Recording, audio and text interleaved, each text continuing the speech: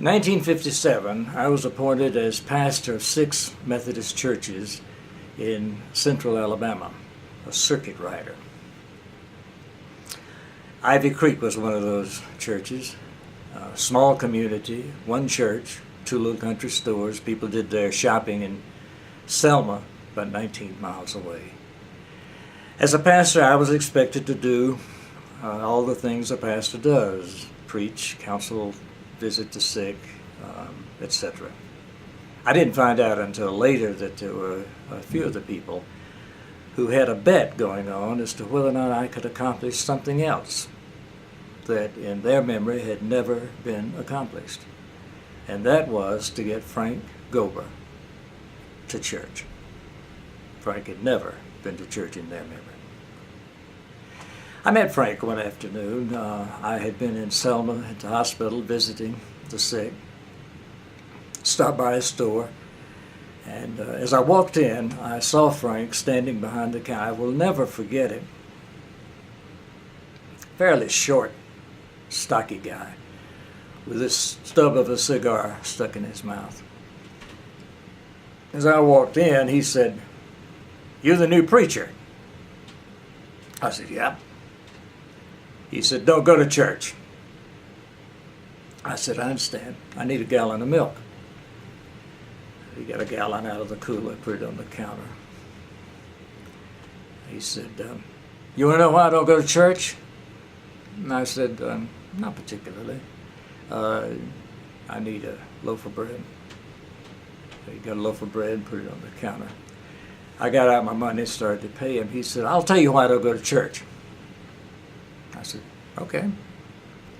He said, "Too many damn hypocrites in it." I said, "I understand. How much I owe you?" And I paid him. Took the milk and bread, and I said, "See you around." I got to the door. I stopped and looked back, and I said, "Frank, I heard what you said about hypocrites in the church.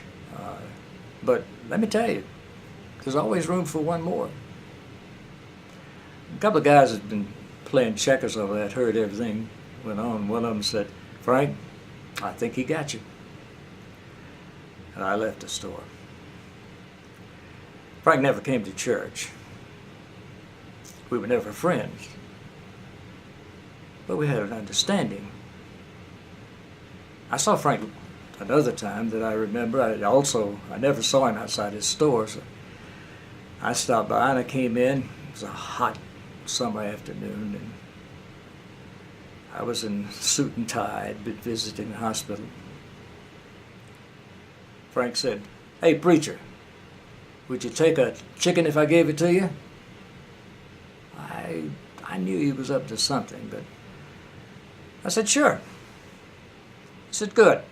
He said, "Go out there in the chicken yard and whatever you catch, I'll give you."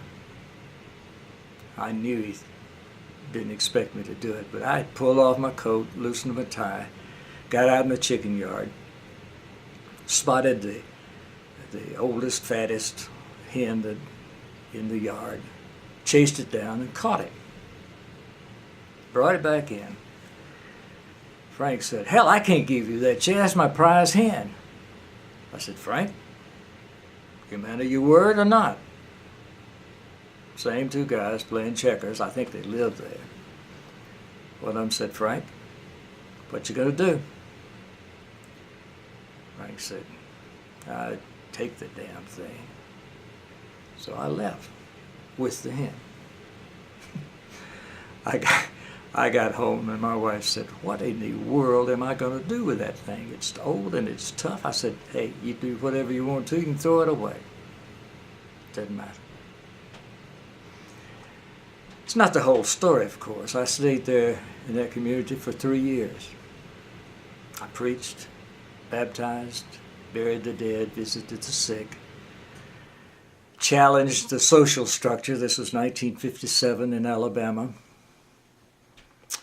And preached as best I could a gospel of grace and justice. Frank would have none of it. Oh, I did invite him to church one time, but he and I both knew that he wasn't going to come. And we also knew that he wasn't going to change. I miss Frank Gober.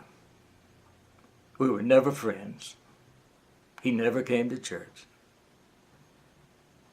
But we did have an understanding.